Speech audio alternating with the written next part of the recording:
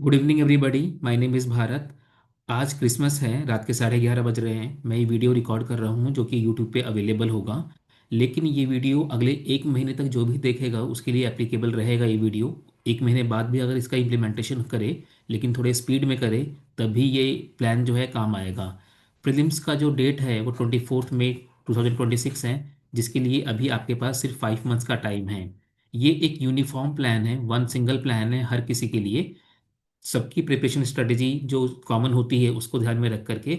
लेकिन अगर आपका प्लान इससे फिट नहीं होता है, अगर आपको कुछ कस्टमाइज डिस्कशन चाहिए इस चीज़ को लेकर के, तो you can text me on this number. सिर्फ व्हाट्सएप पर करिएगा इस नंबर पर। In this video we'll be discussing about two things. One is month wise planning, January, February, March, April and May। May 24th, ये जो 5 months हैं इसके लिए एक प्लानिंग होगी हर मंथ की। एंड देन 5 गोल्डन रूल्स जो आपको प्रीलिम्स के बाद इम्प्लीमेंट करना है। इसका फाउंडेशन हमें आज ही डाल देना चाहिए जब आप ये वीडियो देखेंगे, क्योंकि इस दौरान आपके पास सोचने का टाइम नहीं रहेगा, और जब इस दिन आप एग्ज़ाम दे करके आएंगे तो उसके बाद आपके पास कुछ सोचने के लिए बचेगा नहीं। तो ये जो 5 गोल्डन रूल्स मैं डिस्कस करूंगा, वो अभी से आपको दिमाग में रख के रखना है कि 24 की मई के बाद आपको क्या करना है। So let's start immediately. First is कि प्रीलिम्स की प्रिपरेशन कब से स्टार्ट करें, when to start the prelims preparation. तो हमारे पास दो डेट्स हैं। वन इज January 1st, जो न्यू ईयर का डे है। And then one is 15th of January, 15 दिन का गैप। सो आपको इस जो ड्यूरेशन है 15 डेज का, इस ड्यूरेशन के अंदर कहीं भी अपना प्रिपरेशन स्टार्ट कर देना है। तो 1 तारीख से वो लोग जिनका फर्स्ट अटेम्प्ट होगा, या फिर ऐसे लोग जिनके 2 3 4 5 अटेम्प्ट हो चुके हैं लेकिन उनके अटेम्प्ट सीरियस नहीं थे, कभी उन्होंने सही से पढ़ाई नहीं करी, उनके सब्जेक्ट सही तरीके से प्रिपेयर नहीं थे, इन शॉर्ट उनका प्रिपरेशन पुअर लेवल पर है, एवरेज, गुड या पुअर लेवल पर जिनका प्रिपरेशन है। कहने के मतलब अगर पास्ट के प्रीलिम्स में आपके मार्क्स 60 या फिर 70 तक अटक जा रहे थे, तो उन सारे लोगों को अपना प्रिपरेशन अर्ली 1 तारीख से 2 या 3 तारीख से स्टार्ट कर देना चाहिए। बट द पीपल, जो लोग पास्ट में प्रीलिम्स क्वालिफाई कर चुके हैं, मेंस लिख रखा है 2 या 3 बार, या फिर प्रीलिम्स क्वालिफाई नहीं करा है कभी भी, हर बार कुछ कट ऑफ से 1 या 2 नंबर से रह जा रहे थे, जिनका प्रिपरेशन गुड लेवल पर है, वेरी गुड लेवल पर है, तो उनके लिए वो क्या कर सकते हैं, वो थोड़ा जो लास्ट डेज होंगे 12 13 14 15, यहाँ तक भी अगर स्टार्ट करें तो उनके लिए ओके रहेगा, मतलब वो कर सकते हैं यहाँ तक भी।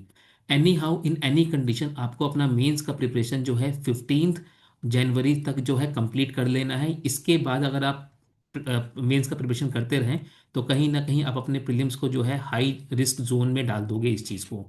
एक बात दिमाग में रहे कि जो अर्लियर टॉपर्स थे बिफोर 2020 तक, तो उनका ये कहना था कि प्रीलिम्स का प्रिपरेशन जो है अगर विद इन 3 मंथ्स या फिर 3.5 मंथ्स में हो जाएगा। But given the difficulty of paper after 2022 का जो पेपर है, 23 का पेपर है, 24 का पेपर है, 25 का पेपर है, यहाँ अगर पे आप देखेंगे तो question paper is lengthy, complex. हर एक क्वेश्चन जो है वो एनालिटिकल क्वेश्चन होता है, स्टेटमेंट वाले क्वेश्चन होते हैं, पेयर वाले क्वेश्चन होते हैं, असर्शन एंड रीजन वाले क्वेश्चन होते हैं। एज ऑल्सो जो मैच द कॉलम है उसमें भी 3 स्टेटमेंट, 3 कॉलम्स होते हैं, जाकि ना कि सिर्फ 2 ही कॉलम। तो पेपर जो है कॉम्प्लेक्स होता जा रहा है और उसके लिए आपको काफ़ी सारी चीज़ें पढ़नी पड़ती हैं। तो इसके लिए हमारे पास नियरली 4 या 5 महीने भी कम पड़ सकते हैं। तो जितना जल्दी आप प्रीलिम्स का प्रिपरेशन स्टार्ट कर देंगे इस ड्यूरेशन में, 1 2 3 4 से लेकर के 15 जनवरी तक, उतना ही ज़्यादा रहेगा अच्छा आपके लिए एग्ज़ाम में प्रीलिम्स को क्वालिफाई करना। सेकेंड इज कि जब आप प्रिपरेशन स्टार्ट करेंगे तो we have 3 months, February, March and April। तो जो फरवरी, मार्च एंड अप्रैल होगा, इसमें आपको ब्रॉडली क्या करना है, हम यहाँ पे ब्रॉड डिस्कशन करेंगे। एंड इसके बाद जो आने वाली वीडियोस होंगे उसमें हम लोग डिटेल में डिस्कशन डिस्कशन करेंगे कि फरवरी, मार्च एंड अप्रैल का आपका प्लान क्या होना चाहिए।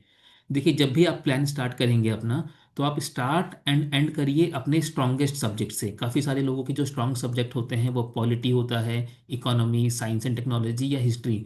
जो भी आपका कुछ 1 या 2 स्ट्रॉन्ग सब्जेक्ट हैं, तो अगर लेट्स से कि आपका पॉलिटी स्ट्रॉन्ग सब्जेक्ट है तो आप पॉलिटी से स्टार्ट करिए। और अगर आपका साइंस स्ट्रॉन्ग सब्जेक्ट है तो साइंस से जो अपना प्रिपरेशन है उसको कंप्लीट करिए।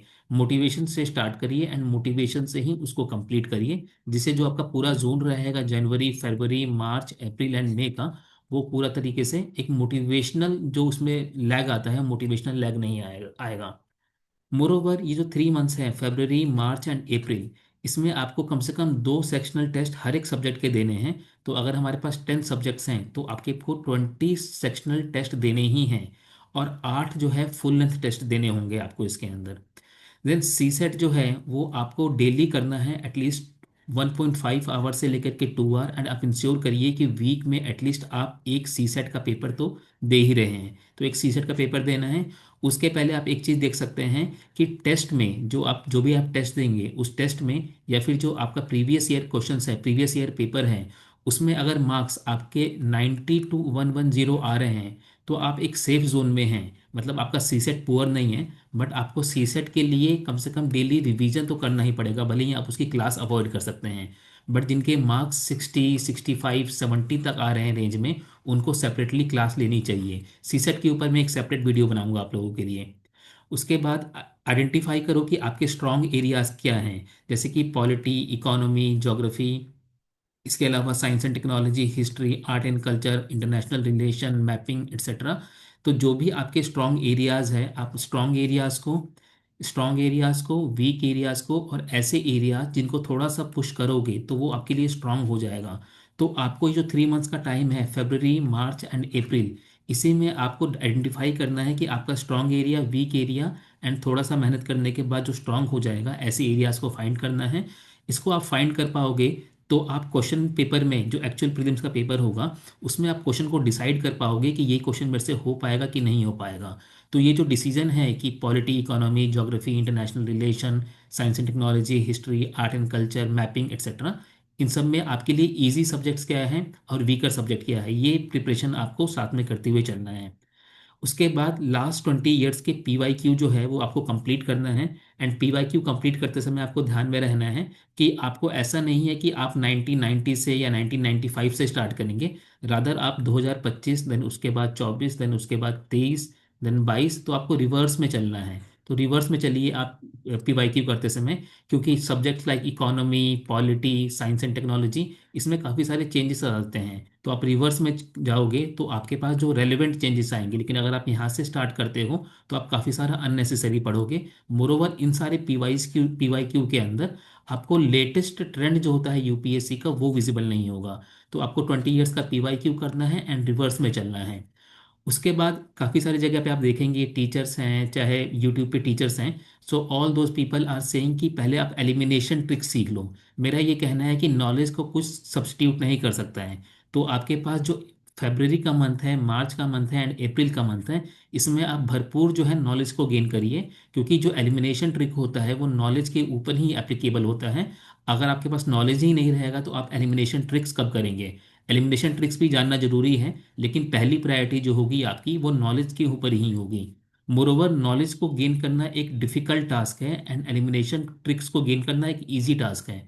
तो इसको जब आप मॉक टेस्ट लगाओगे और जब PYQ करोगे तब भी ये पैरेलली होता ही जाएगा। तो इसके लिए सेपरेट टाइम लगाने की जरूरत नहीं पड़ती है ज़्यादा, लेकिन नॉलेज को गेन करना एक इंपॉर्टेंट काम है जिसमें ज़्यादा टाइम लगेगा। तो focus on knowledge, because knowledge has no substitute. So this is broad plan for February, March and अप्रैल।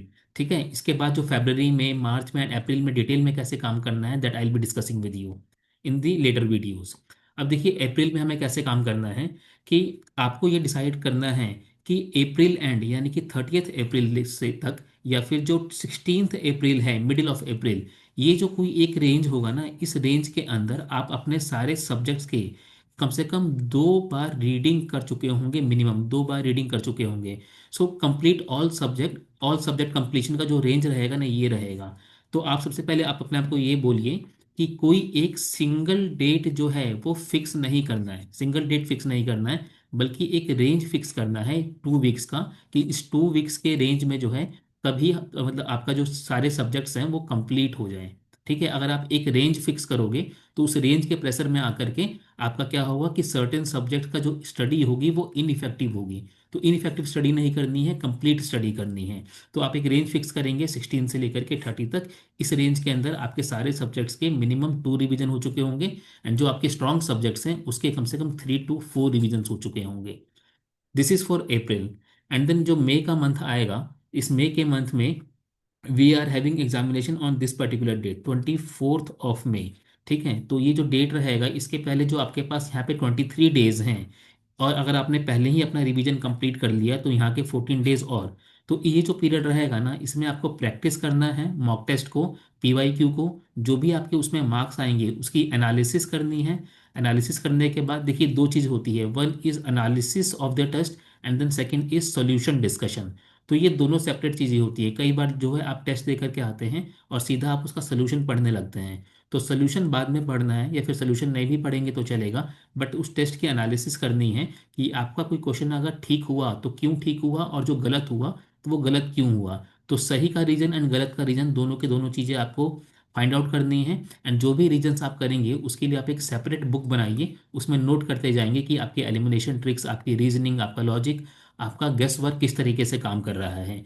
तो ये जो मंथ है हमारा मई का, इस मई के मंथ में आपको क्या करना है कि प्रैक्टिस करने हैं मॉक्स को, उन मॉक्स की एनालिसिस करनी है, जो भी आपके स्ट्रैटेजी में या फिर नॉलेज में कमी रह गई है उसका करेक्शन करना है। अगेन वो सब्जेक्ट के जो वीकर एरियाज हैं उसका रिवीजन करना है, एंड फाइनली अगेन प्रैक्टिस करते रहना है। वाई आई एम सेइंग कि आपको अप्रैल तक अपने सारे सब्जेक्ट्स के जो टॉपिक्स हैं उसका एटलीस्ट 3 to 4 टाइम्स रिवीजन कर लेना है। इसके पीछे का रीज़न ये है कि ये जो मंथ रहेगा मई का, इस मई के मंथ में जो है आपका कॉन्फिडेंस जो है वो नीचे जा सकता है, आपका मोटिवेशन लेवल जो है नीचे जा सकता है। एज ऑल्सो आप एक चीज़ देखेंगे कि जितने भी बिग कोचिंग इंस्टीट्यूट्स हैं, ये बिग कोचिंग इंस्टीट्यूट्स क्या करते हैं, जो लास्ट मंथ होता है प्रीलिम्स के पहले का, उसमें अपने जितने भी लेक्चर्स होते हैं वो फ्रीली यूट्यूब पर या फिर टेलीग्राम पर अपलोड कर देते हैं। एंड आप लोगों को ये लगता है कि जो वीडियोस हैं, जो लेक्चर्स हैं, इसमें काफ़ी सारा अच्छा कंटेंट है जो आपने कहीं नहीं पढ़ा। तो आप अपने कंटेंट को छोड़ देते हो, you leave your own content, you leave your own plan and strategy, and आप इनके कंटेंट के ऊपर फोकस करने लगते हो। तो आपको क्या करना है कि इसके पहले कि ये लोग अपना कंटेंट शेयर करें एंड आपका मोटिवेशन लेवल जो है वो नीचे जाए, आपको अपना प्रिपरेशन का प्लानिंग, जो प्रिपरेशन है वो पहले ही कंप्लीट कर लेना है। जिसके बाद अगर आपके पास इतना टाइम रहेगा कि आप रिवाइज भी कर सको, मॉक भी दे सको, एंड इनके जो वीडियोस होंगे जो यूट्यूब पर अवेलेबल हो जाएंगे वो आप उसको देख भी सको selectively. So this is the plan till may.